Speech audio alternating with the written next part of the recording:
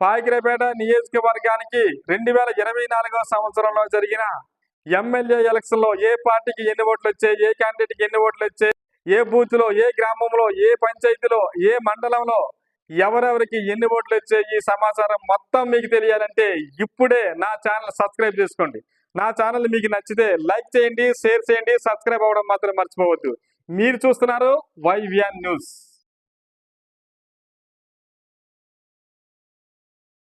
పాయకరావుపేట నియోజకవర్గం భౌగోళిక పరంగా పాయకరావుపేట నియోజకవర్గానికి తూర్పున వరహా నది, పశ్చిమాన తాండవ నది, ఉత్తరాన తూర్పు కనుమలు, దక్షిణాన కోస్తా తీరం.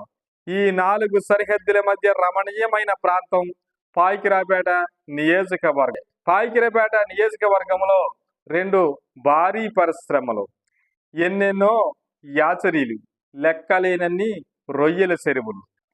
ఈ నియోజకవర్గానికి మొత్తం 4 మండలాలు. 1 కోటవర్ట్ల, 2 పాయకరావుపేట, 3 నక్కపల్లి, 4 ఎస్రాయివరం. ఈ 4 మండలాలు కలిపి మొత్తం 110 పంచాయతీలు. 110 పంచాయతీలలో మొత్తం 2,50,744 మంది ఓటర్లకు కలిగి ఉన్నారు. ఈ 2,50,744 మంది ఓటర్లకి మొత్తం 292 బూతులు కలిగి ఉన్నాయి. ఈ పాయకరావుపేట నియోజకవర్గంలో మొత్తం 292 బూతులు.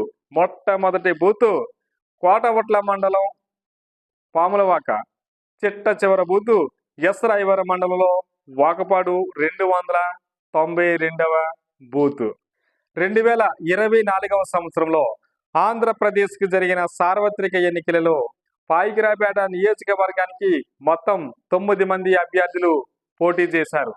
ఈ 9 మంది అభ్యర్థులు పోటీ చేసినప్పటికీ వారు మాత్రం ఇద్దరి మధ్య జరిగింది. ప్రధానంగా పోటీ 2 పార్టీల మధ్య జరిగింది. ప్రధాన పార్టీ 2 పార్టీల మధ్య జరిగినప్పటికీ ఎన్నికల రోజు వారు మాత్రం వన్ సైడ్ అయింది.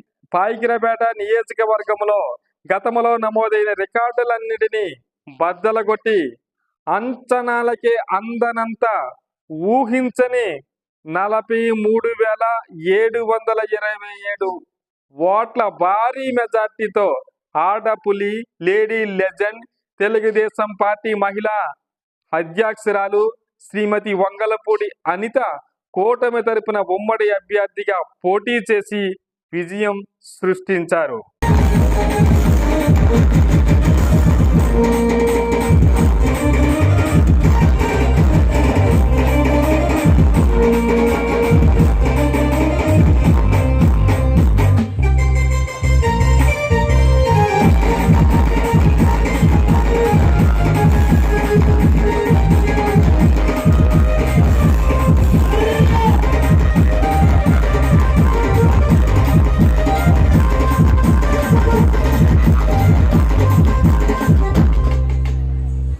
మరి అలాగే మిత్రులారు మరొక్కసారి మరి చేతులు కాలికున్న మిత్రులందరూ ఒకసారిగా గట్టిగా మరి సపోర్ట్ కొట్టాలని మరి అలాగే మిత్రులు మరి ఈరోజు మన పాయకరావుపేట నియోజకవర్గం ఎమ్మెల్యే అభ్యర్థిగా మన అమ్మ వంగలపూడి అనితమ్మ గారు. ఒకప్పుడు పూరి గుడిసెలో గంజి నీళ్లు తాగిన ఆమె ఇప్పుడు ఖరీదైన వాహనాలలో ప్రభుత్వ హోదాలో తిరుగుతున్నారు. ఇదంతా ఎలా సాధ్యమైంది? అదృష్టం అంటారా, లక్కీ అంటారా, లేక కాలం కలిసొచ్చిందంటారా? ఆమె కోసం తెలియని వారైతే లక్కీ అనొచ్చు, అదృష్టం అనొచ్చు. పై కారణాలు ఏవి కావు. పూరుగుడిసెలో గెంజి నీళ్లు తాగిన ఆమె రాజకీయాలలోకి రాకమునుపు ఎన్నో కష్టాలు పడ్డారు. రాజకీయాలలోకి వచ్చిన తర్వాత కూడా ఎన్నో ఇబ్బందులు ఎదుర్కొన్నారు. ఎన్ని ఇబ్బందులు ఎదుర్కొన్నా, ఎన్ని కష్టాలు ఎదుర్కొన్నా తన కుటుంబం నుంచి తాను ఒక్కరే పోటీ చేశారు, ఒక్కరే తిరిగారు, ఎక్కడికి వెళ్ళినా ఒక్కరే వెళ్ళారు. ఇదంతా ఎలా సాధ్యమైంది? నిరంతరం కృషి ఆమెకు పెట్టుబడి లాంటిది. ధైర్యం, సాహసం ఆమెకు వెన్నతో పెట్టిన విద్యలు. ఆమె నోటి మాట స్వపక్షానికి అమృతం లాంటిది.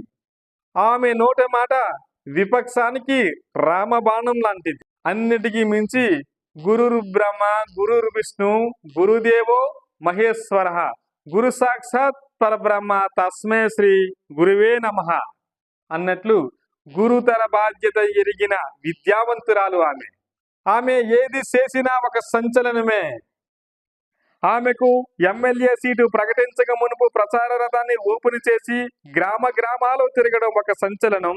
ఆమె పేరు మొదటి లిస్టులోనే ప్రకటించడం మరొక సంచలనం. అట్టహాసంగా ఊక జల్లితే రాదనంత జనాల మధ్య పాదయాత్ర చేసుకుంటూ నామినేషన్ చేయడం మరొక సంచలనం. ఆమె 43,723 భారీ ఓట్ల మెజార్టీతో గెలడం ఒక సంచలనం. సంచనాలకే అందనంత ఆమెకు హోమ్ మినిస్టర్ ఇవ్వడం ఇంకా సంచలనం. మీరు చూస్తున్నారు పేట రాజకీయ లెక్కలు ప్రోగ్రాం.